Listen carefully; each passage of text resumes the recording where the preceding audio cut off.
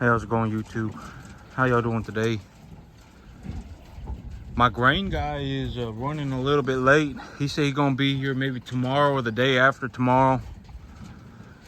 So it just is what it is.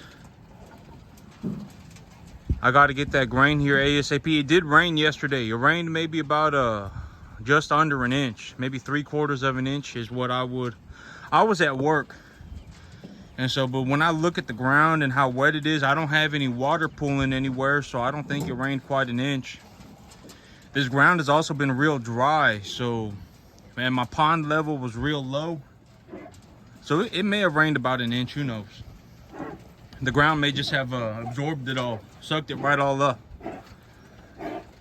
Yep, I was taking a look at my numbers yesterday. These animals, okay, so what I'm actually considering right now is purchasing and selling animals out of state. So going somewhere like Oklahoma, or going somewhere like Missouri. I think that's where it is, Kansas City or something like that. I ain't exactly sure. I haven't taken a real good hard look at the maps. But over here, I'm just east of Central Texas. If I were going to go up north or up northeast, it'd only take me but 3.5 hours. And if I haul enough cattle, it would financially make sense. Like if I hauled 40 animals at a time, and it cost me $800 in fuel, it'd only be $20 an animal, right? And so it would financially make sense if I were gonna haul enough animals at one time. And if I buy and sell animals from bigger sale barns, it would be better. It would be I would be able to get a higher quality cattle, and I would be able to sell them for a better price too. And so, you know, I've been considering it. Yeah, so but yup, you know, if I were gonna do that, I would have to get that F250, and I would have to get a gooseneck. And if I got an F250 and a gooseneck, I'd be paying probably close to $600 a month for them too. If I bought a brand new gooseneck and I bought a brand new F250 and I traded my truck in for it, I'd probably be paying about $750 a month, $750 a month for those two things. And when I consider that, but when I okay, so for the whole thing about the $750 a month is that if I sold these, is that when I sell these cattle and I take the money that I get on these cattle and I pay back my debts, it'll open up about that much a month for me, because I'll be able to pay for my equipment. I'll be able to pay for my sickle bar mower. I'll be able to pay for my grain drill. I'll be able to pay for everything. Speaking about my sickle bar mower, I got to go work on that thing here. But yep. And if I got well, I could get higher quality animal, and I could sell them for a better price too if I went out of state, or if I went north up towards the Panhandle. But it's actually easier for me to get for me to go up to like Oklahoma than it is for me to go to the Panhandle. Because if I went up to like the Oklahoma National Stockyards, it'd only be like 3-4 hours away. But if I went up to the Panhandle of Texas, it'd take me like 7 hours. And so it would actually be better for me to, and I'm pretty sure, I haven't looked at a map, but like there's this stockyards that I look at called Joplin something stockyards, and they're probably like less than 5 hours away from me or something like that. And they got very, very, very good cattle up there from my understanding, and I can get a good price for my cattle up there too. And so if I were hauling enough cattle at one time, I could go to places like that and to buy and sell cattle and make better money. You know, because, well, I was taking a look at these animals, and my income on this farm alone, so excluding my the $40,000 that I make from work, right? Because I make $40,000 at work, but if I exclude that, I probably make about $125,000 on these cattle. But the $125,000 that I make, I probably keep about I would say it's about 20,000 of that, because the rest of it is going to be business expenses. And so, you know, but $20,000 a year, that opens up a massive opportunity for me, because when I really consider it, $20,000 a year is about how much money I need to buy 100 acres. Because when I realistically look at realistically look at farmland, right? 100 acres costs about $2,000 a month, and that's for a real good quality real estate. Like, if I was gonna buy the best of the best, if I was gonna buy cheap real estate, like if I was gonna buy land out in the boonies, I'd be paying about $1,000 a month. I'd be paying significantly less. I think there's a 55 acre soybean field out by Arkansas, and that costs like that's like $1,200 a month. And so, you know, I can get a field out in the boonies for significantly less money, but then I'd have to be driving out into the boonies every time I was trying to go and work on the farm, and you know, that's a hassle in itself. You know, but if I buy a real good piece of farmland an hour from Dallas, you know, 100 acres would cost me about $2,000 a month. And so, yep, if I can make $20,000 a year here, I am doing fantastic, phenomenal. And here's the thing, is that I've already made, I actually just completely forgot about this, but I've already made about $8,000 this year on just my tax benefits. I actually got about $8,000 as a check from the government for you know, $8,000 cash. This ain't fake believe money. Like, I have the money in my hand.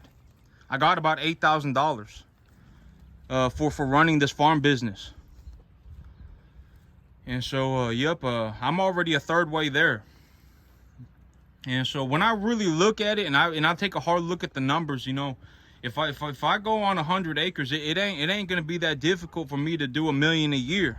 You know, if I can do 125,000 a year here, 100 to 125,000 a year here, and then I tenfold the amount of land that I'm farming, you know, it wouldn't be that difficult to do $1 million a year. And if I can do $1 million a year and I can take a 20% cut on that million, you know, I'd be making $200,000 net profit.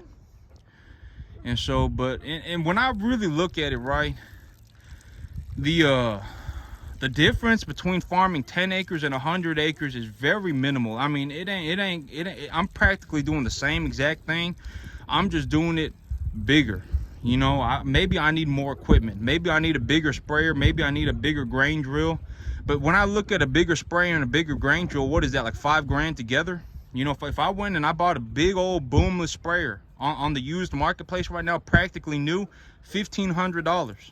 If I bought myself a grain drill that's, you know, 3-4 times wider, you know, $5,000.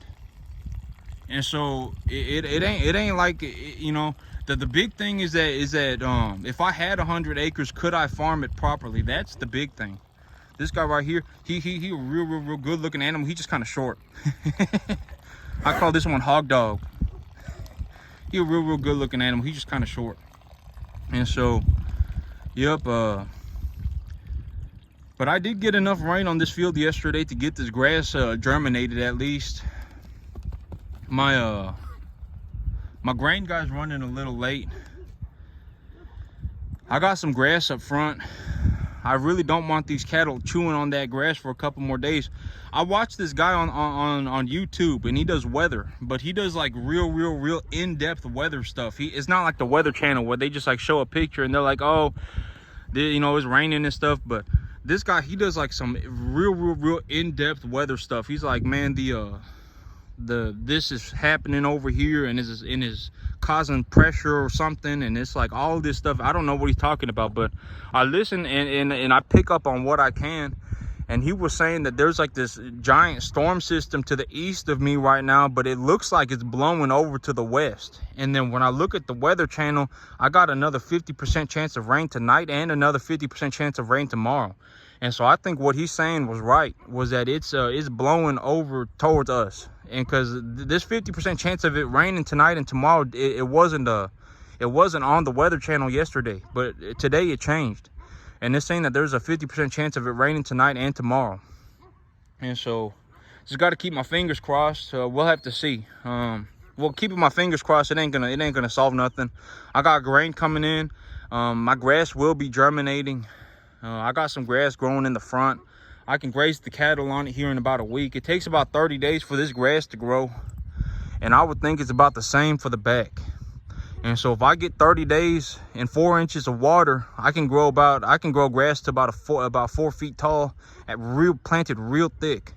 If I plant it real thick and I get 4 inches of rain, I can grow it to about 4 feet tall. And so, yep, if I can make some, well, I mean, not if I can, you know, I'm practically at a situation right now where it's do or die.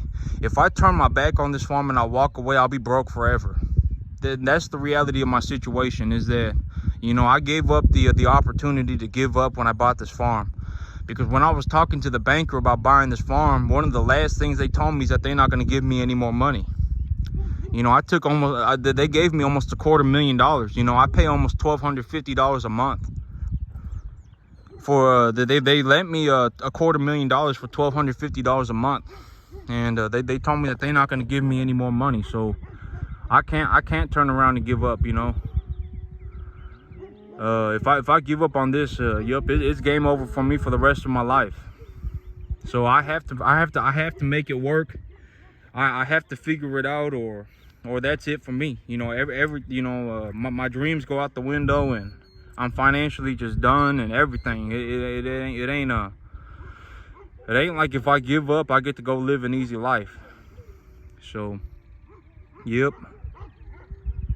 Well, I mean, but you know, I ain't trying to be some like a drama queen, but it is what it is, and it's so far so good. I'm making good money. I've already got $8,000 in my pocket this year from running this farm. I got a lot of cattle to go to market. My cattle look good. I just got to put them on feed for about another couple weeks, maybe about 3-4 weeks, and then yep, everything going okay, everything going good. I just got to stick to it. But that's it from me today, YouTube. Y'all have a good one.